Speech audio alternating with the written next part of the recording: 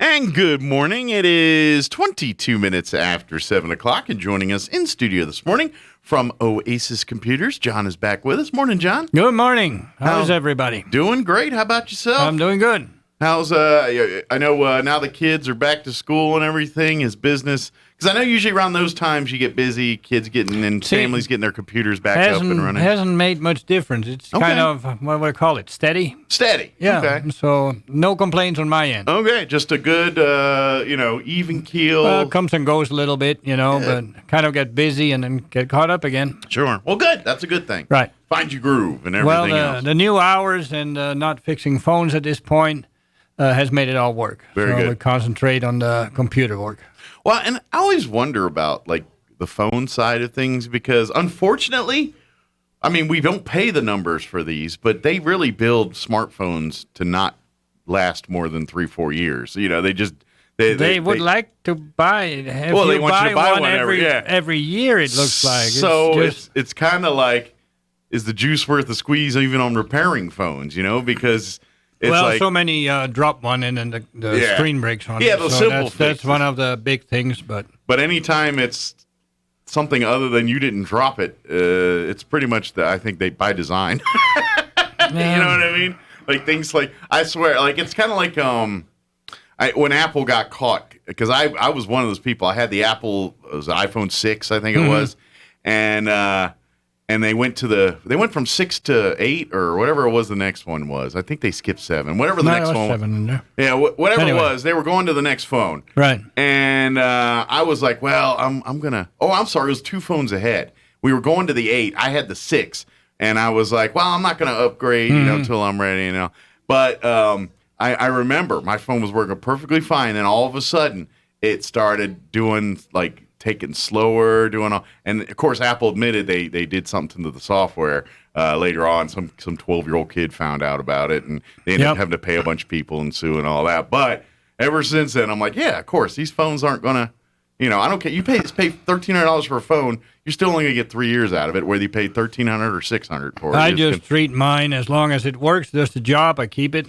It's and a tool. the minute it wears out, whatever you want to call it, too slow, I get another one. I was ready to get another one for me, but I figured out what my problem was. I hooked up the phone to the computer. Microsoft keeps pushing that. I don't know if you've seen it. Yeah. Hook your phone up to your computer. So I said, nah, that don't sound like a good idea. Yeah. And then finally I said, well, I got an afternoon that's pretty quiet. Let me play with this. Yeah. Ever since that, phone wouldn't work right. Yeah. Finally, I figured it out. The Bluetooth was what hooked it up.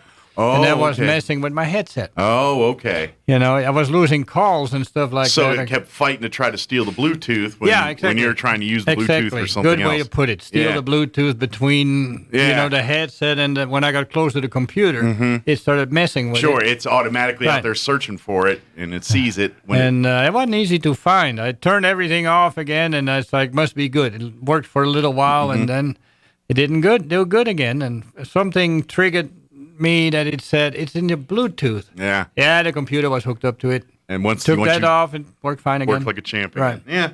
Yeah, that's actually a true point. If you Bluetooth your phone to a lot of sources in your home, you got to be pretty meticulous on. Bluetooth is weird. Yeah, it works, but it don't. Yeah, yeah, exactly. It's and if you share a device, like for instance, my wife and I have a speaker in our bathroom that we use to play music and stuff. So we'll Bluetooth our phone into our in the shower, getting ready for work to listen to music.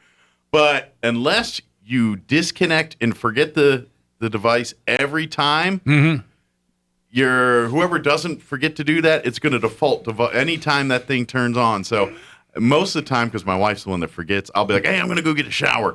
And then I go into the bathroom, I'm like, oh, let's listen to some music while we're showering here. Yeah. And as soon as I turn on the speaker, it just locks right to her phone. I'm like, Cam, get off the stupid speaker. And then we have to do the whole thing. Right. Yeah. But, there's a lot of It seems to have gotten better. And another thing is, cars that have Bluetooth, they seem to go a lot farther than other, like my headset or something. They got a little bit better more power reception or whatever it is that they use. A stronger unit or bigger battery or something like that. Interesting.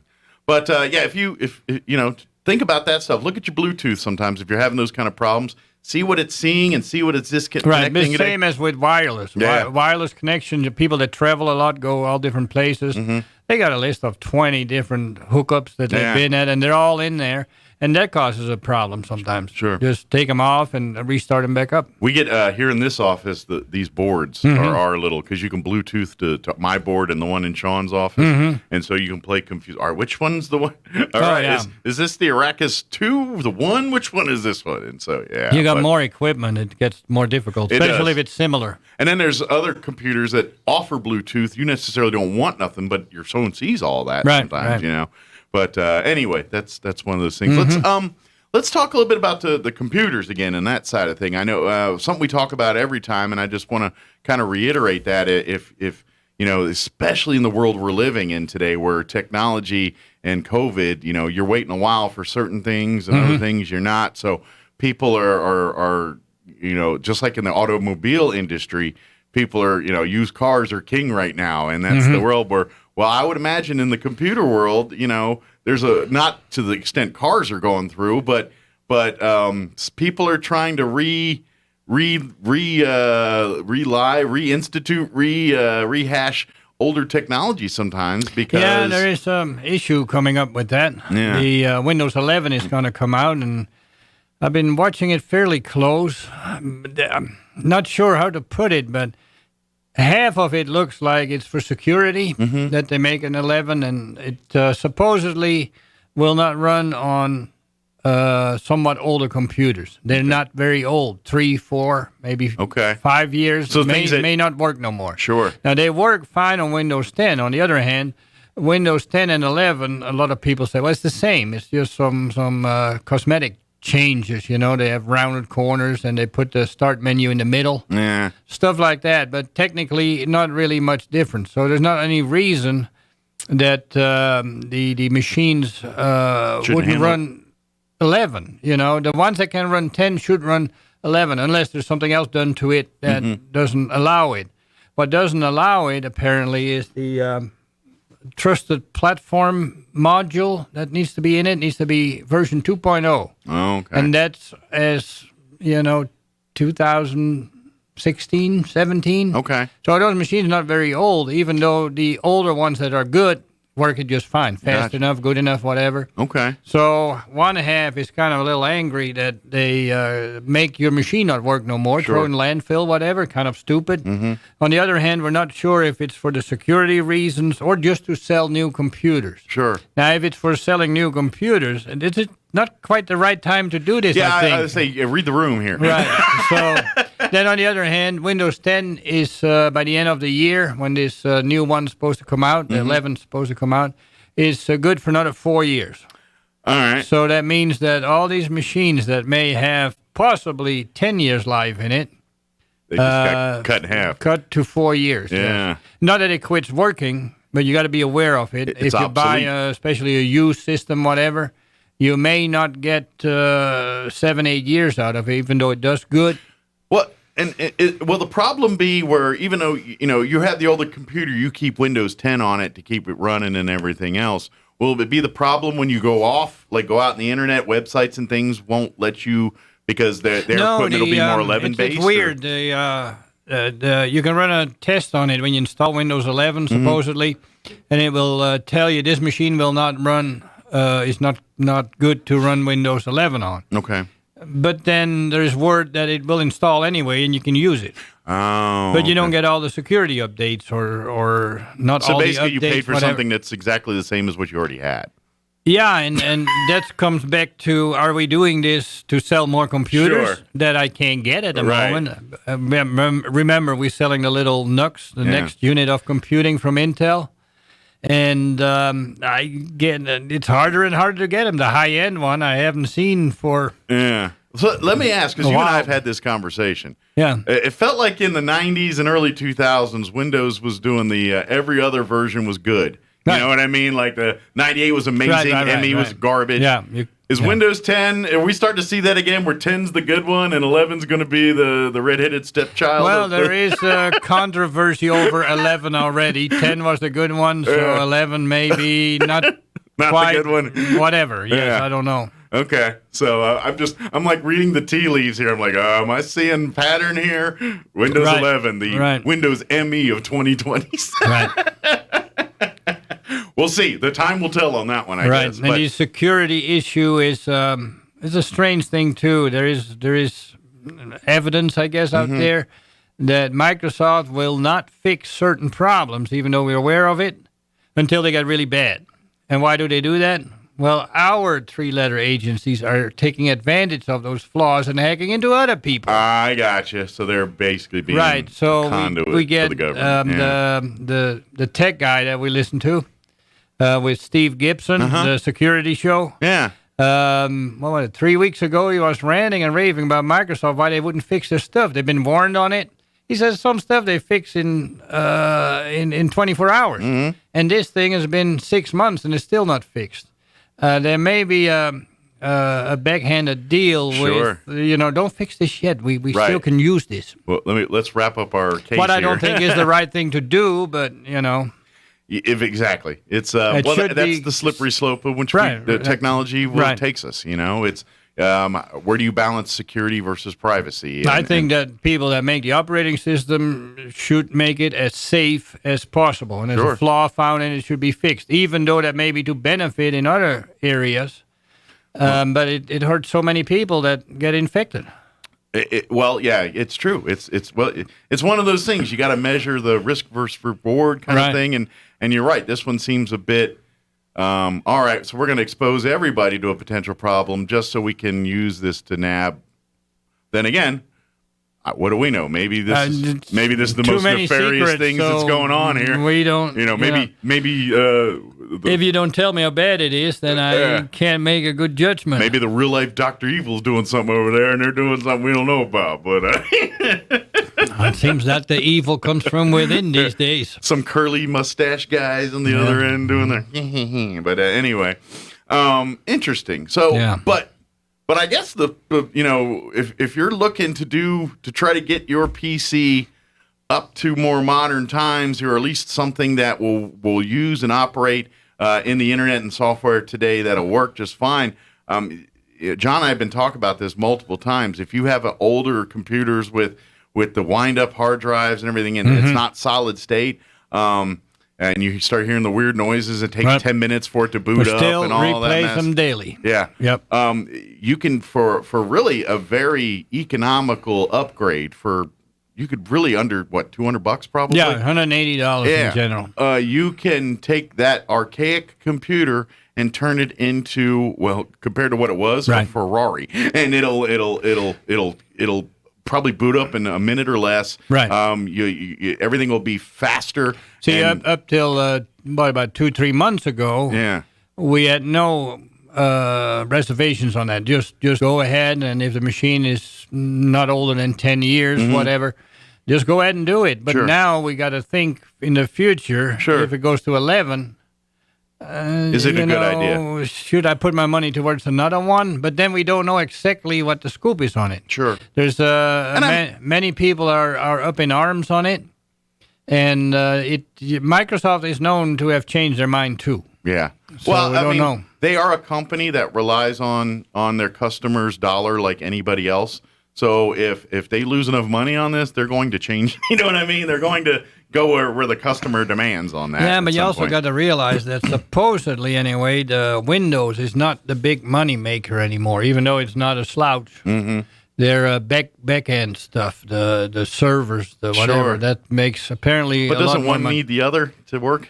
Kind of thing? Yeah, I think about it a lot. Yeah. You can get on with cell phones, with the tablets, with Chromebooks, with Linux, with whatever. But if like everybody else in the computer world, if they want you to use all of their proprietized stuff, would they make that easy to do? Microsoft may be kind of in the situation of 95% of the end users is stuck in a Windows environment. Mm-hmm. For instance, myself. I would not mind getting away from Windows, do something different. Now I have my QuickBooks. I gotta move it over to something else. Sure. I don't know what it is. Is it as good? Sure. You know what? This QuickBooks works. I'll just use it for that. And there you go. You stay with Windows. Mm-hmm. So they may not be so concerned that they feel like they got you already. Yes, exactly. It's like you're already indoctrinated. Right. You're not leaving the fold. Right.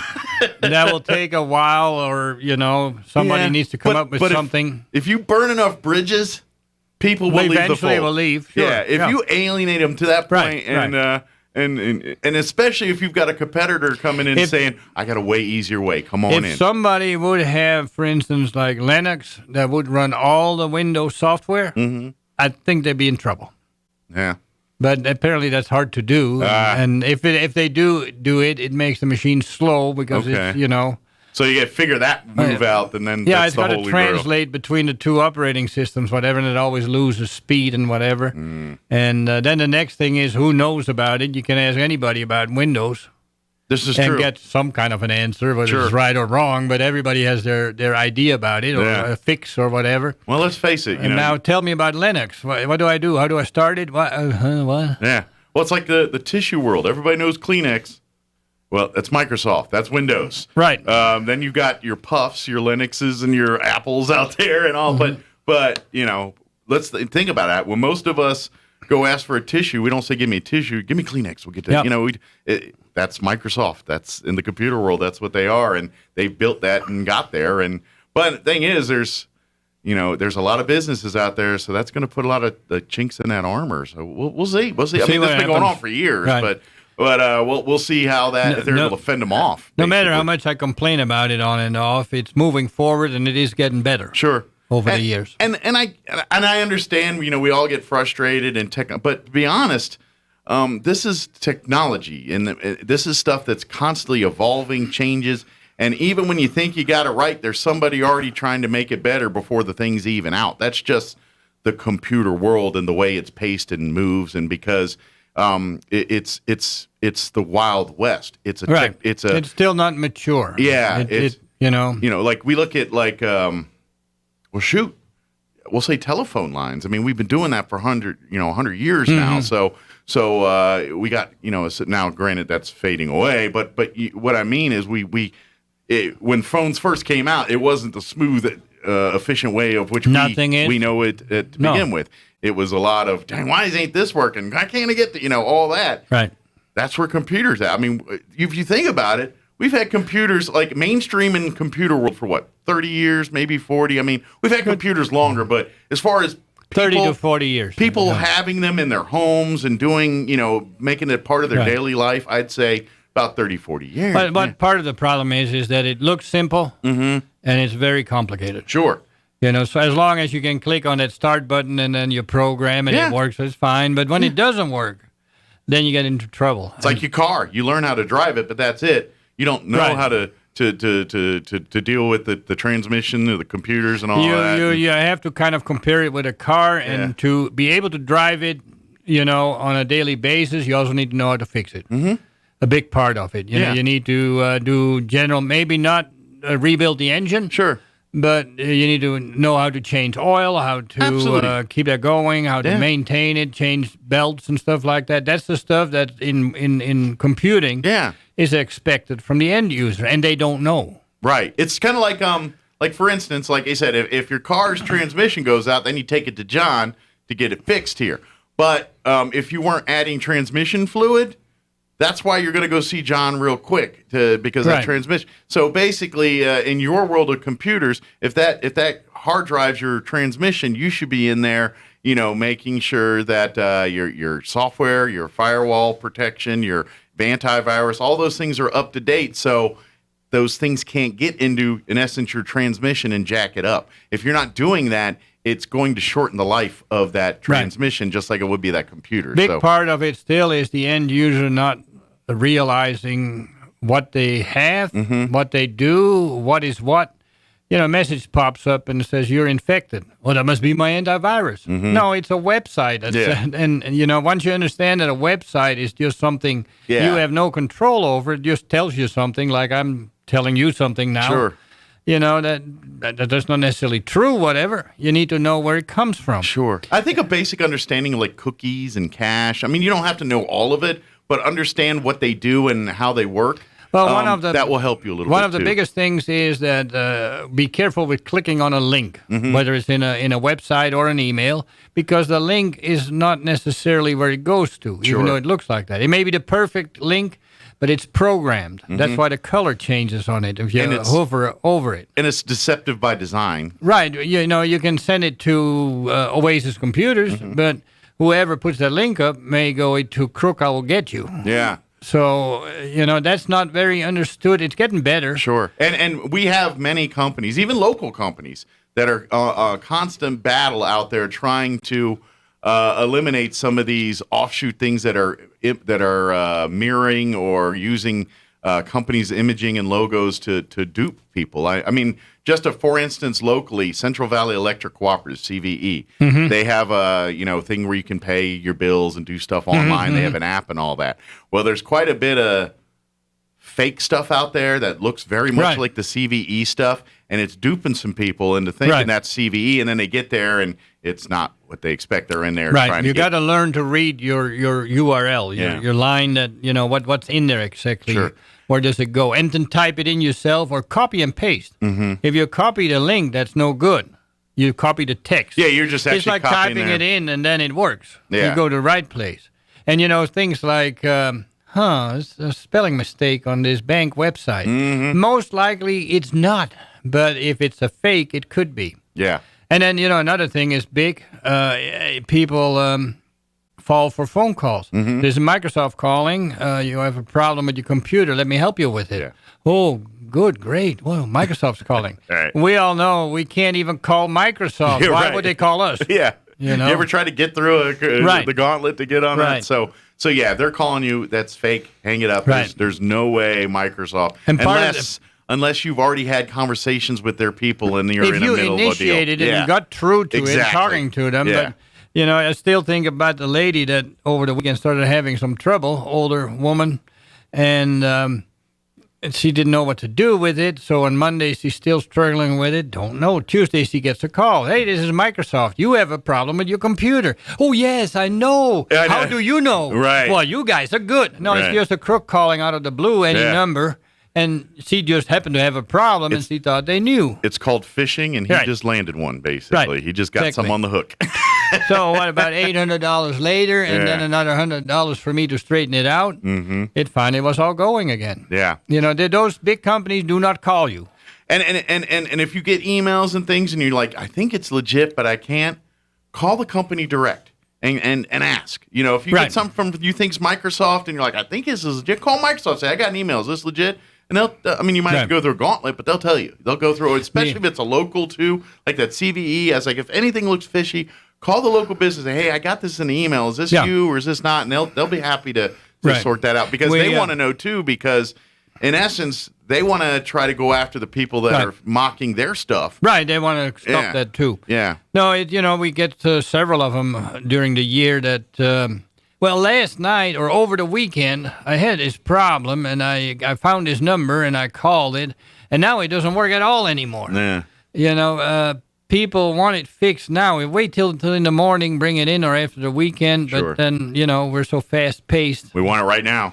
Well, not so much anymore, I think, at the moment. Well, I think a lot of us, like when we have these kind of computer problems, because we got on the computer because we wanted to do something. And you can't do it. You play a game or do work or whatever it is. And then when you can't do it, you get antsy and you get, now I can't. And then you do the dumb things. Right. And lately it seems to be every day it's something. When, this morning I walk in the store, my computer that shows me the clock on the wall is not on. Oh, I'll probably reset or something like that. I push the button on it and it doesn't come on no more. So now that's the problem I have to fix today. Yeah. That's the new one, huh? It's always something, it seems like. Sure. Well, I guess it keeps you in business on some of this, so it's not a bad thing. That's a good part in it. But I just all the time here, if you're having issues, like you said, and if there's something, even like if you're seeing some emails and you're kind of like, and it's, don't hesitate to call John. Call and leave a voicemail if you get, depending on the hours and things that he's available and all that. But John will at least tell you that looks fishy. Don't mess with it, or bring it in. Let's take a closer look at it. Whatever, Or, I'll be honest with you. Yeah. Every once in a while they don't like what I say. Yeah, but well, that's then just they thank me for being honest. The right answer is not always the one you want to hear sometimes. No. That's especially in the technology world where you want stuff happening. But if you need to do some upgrades like this, or maybe it's time to I don't know, as far as building computers and stuff, or do you have the resources to do some of that? We still have stuff in stock, and then most of it that I do now is the little NUCs. Okay. Of different brands now, because the NUC's not always available. We've got 2 other brands found, MSI, and forgot the other name. Anyway, but they're the same type of concept, small things. I love them. I think it's the way to go. And at the end of the day, that's, we talk about this proprietized stuff and all that, but competition's a good thing in this world, because the competition we gotta breeds have that. Technology. It breeds better service, better products, because if they don't, they lose. So they got to keep going. Well, you get there's a human trait, I guess. Yeah. We get lazy. Yeah. It makes good money. Oh, that's good. Well, everybody's buying it. They'll go bad, and more people need one, so we sell more. Mm-hmm. It's good enough. You're right. And then, somebody else comes along and says, hey, I got something half price, twice as good. Yeah, lasts twice as long. But wait a minute, we need to start doing something. Mm-hmm. So, competition is good. Yeah, lights fires under each other. And at the end of the day, we, the consumer, are the winner after all that. But be careful, please. And, if you're out there and if it doesn't look right, odds are pretty good it's not. The one thing that I also say is, you arrive at some point and the machine says, you need to update this or whatever it says. And it's like, do you want to do it, yes or no? And if you don't know what you're looking at, well, what are you going to do? You pull your lucky quarter out, you spin it up in the air and say, heads. That means yes. That's not the way to do it. Find out what it wants and why. Just because it says OK on the button doesn't mean you should click OK. Right. And then, as the end user, you can't seem to win. You did what? You clicked on that to upgrade it? That's not an upgrade. Right, yeah. And what? You didn't upgrade it? Why didn't you click on it? Yeah. Well, no wonder everybody's confused. Because How you don't know what's real what? and what's not. You're right. Just be careful. Error on the side of caution every time. If you have a thing and something says, should I click this? No. The answer is no. Talk to someone that knows better. Right, and don't worry. So many people come in. It's like, I'm banking with Bank of America, whatever, a certain bank. And then they come in and they say, Wells Fargo sent me a message that I need to update my stuff. And I'm not with Wells Fargo. Well, you deleted it, right? Yeah. No, I'm not sure what to do. Well, why is it asking? Who cares what it is? It's you're not a member. Anything that doesn't belong to you, you never done ignore. business with it. And ignore. Exactly. It's put it this way. They get really good at making these things look fake because the juice is worth the squeeze to them. They can put out millions of these things, and if they get 1% of that returned, that's a win for them. The same thing with robocalls. Yeah. They hardly cost anything anymore. Yeah. 1/10 of a cent or less, and they send millions out. If only 0.1% responds to it and sends $500 in. Yeah. Well, that's a lot of people in the amount we got. Sure. The juice is worth the squeeze for them. So they're going to continue.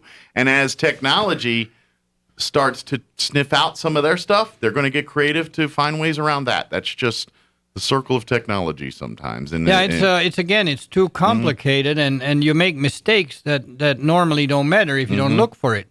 The minute you start looking to take advantage of mistakes, you find all kinds. Absolutely. And and unfortunately, it makes them a lot of money on an easy way. Exactly, it's minimum work for them, and they clean up. Right.